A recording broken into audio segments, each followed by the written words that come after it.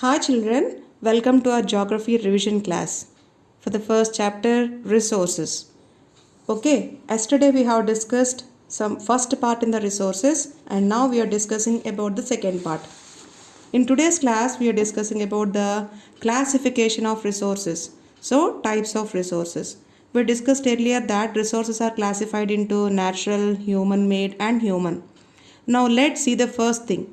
So natural resources. Natural resources are the free gifts of nature which we have discussed because they are given by the nature. Okay. So natural resources are classified into different groups. So they have made these natural resources into different groups. One such group is level of development and use.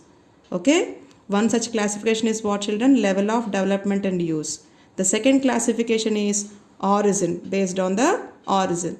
The third classification is based on the stock. The fourth classification is based on the distribution. So I repeat, the natural resources are classified into different groups. One group is level of development and use. Second group is level of origin. Third group is based on the stock. Fourth group is distribution. Now we are discussing in today's class, we are discussing about these. First one is on the base of level of development in use, resources are classified into actual and potential. Resources are classified into two groups. They are actual and potential resources. Actual resources are those whose quantity is known. We know their quantity and quality and we are using them at present. For example, if you see the petroleum, okay, we are using the petroleum at present, and also coal also we are using at present. Okay, so these two are examples of what children? Actual resources. Now comes to potential resources. Potential resources are those whose entire quantity may not be known. We may not know their quantity and we may not know their quality. That's why we are not using at present. Let's see. But these resources may be used in the future. At present now we are not using, but in the future if we find technology to extract those resources or to find its quantity and quality, then we may use it. For example, see, in Ladakh we know that it is having some uranium reserves, but thing is we don't know its quality and we don't know its quantity. That's why we are not using using it at present. So this is an example of potential resources. So high speed wind also children. High speed wind means what? The areas where they get the high speed which can have potential to rotate the wind vanes, which is seen here. See, this is the wind mill. So this may rotate the windmill and generate the electricity. But the cost of installation of these windmills are much high. That's why we are not using it at present. But it is having potential to satisfy our need. What's our need? Generating electricity.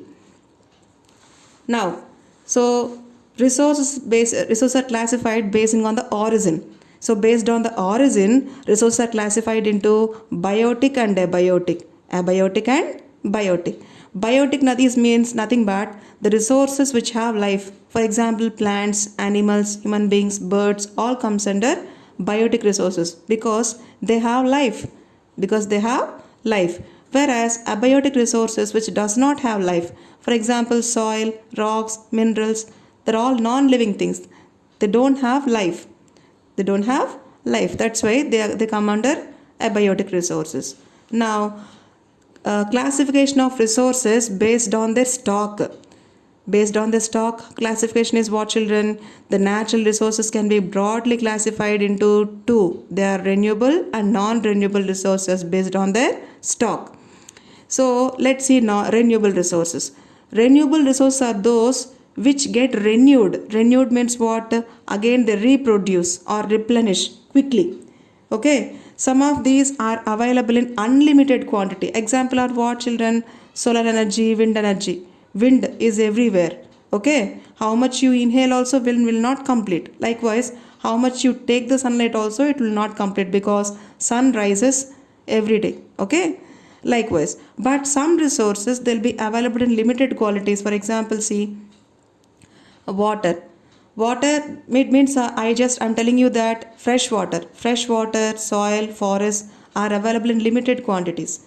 So if you use if you are not exploiting those resources, they will it affects their stock. But whereas solar energy and wind energy, it does not affect their stock because they are available in unlimited quantities. These are available in limited quantities, but they replenish quickly. Okay, so now it comes to the non-renewable resources. Non-renewable resources. So non-renewable resources are those whose quantity is available in limited stock. Limited stock means for limited quantity. Okay, so it means they will not be replenished in our lifespan. In human lifespan, they will not replenish or reproduce. They may take some thousands of years for their replenishment. That's why they are called non-renewable resources. Example: coal, petroleum, natural gas, etc. Okay, example: coal, petroleum, natural gas. These things, these resources cannot be renewed in human lifespan. Okay, now comes to classification of resources basing on their distribution. Basing on the distribution, resources are classified into two types again: ubiquitous and localized. Ubiquitous resources are resources which are found everywhere. For example, sunlight, it will be available everywhere. The air we breathe, it will be available everywhere. So those comes under ubiquitous resources. But some resources will be available only in certain places. For example, copper, iron, gold, silver, those are the resources which will be available only in certain places. So those are called localized resources. And now these all resources, their distribution depends upon the some physical factors. Those are nothing but terrain. It means the surface of the earth, its climate and altitude. I repeat, children, the distribution of these resources depends upon some physical factors like terrain, it means the surface of the earth, the climate of that region, and the altitude. Altitude means what? Distance above sea level or the height above sea level.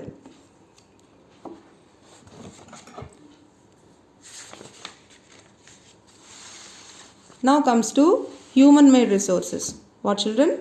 Human-made resources.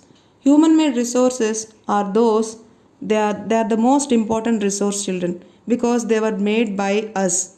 By using our ideas, by using our skills, we have made them. For example, the buildings, the bridges, roads, machinery, all those children, all those things which we have made by using technology. So technology itself also a human made resource. So buildings, bridges, roads, machinery, vehicles, all these come under human made resources because we the humans made them. Okay, so even technology also is human made resource. Now human resources, children, they are the most important resource because it is we, by using our knowledge and skill, we discover technology and we convert the raw materials into the most valuable finished goods. I repeat, human resources are the most important resources which will utilize all the other resources because with the help of our knowledge and skill, we discover technology, and with this technology we convert the raw materials into the most valuable finished goods. For example, iron ore, it will be available in raw state, even gold ore also. So we purify them and we convert it into gold, silver, iron, like that. So that is why human beings are also called a special resource. They are also called what, children? Special resource. So people are also human resource. So if you receive good education and if you develop good healthy habits, or if you become a healthy person, you are a most valuable resource. I repeat, children, if you study well and if you get nice qualification and health, if you have good health, if you maintain your good health, then you become a most valuable resource. Okay, then all the other resources. So the improving the quality of people's skills also, that they are able to create more resources. For example, if you become a doctor, you can make many doctors. If you become a teacher, you can make many teachers.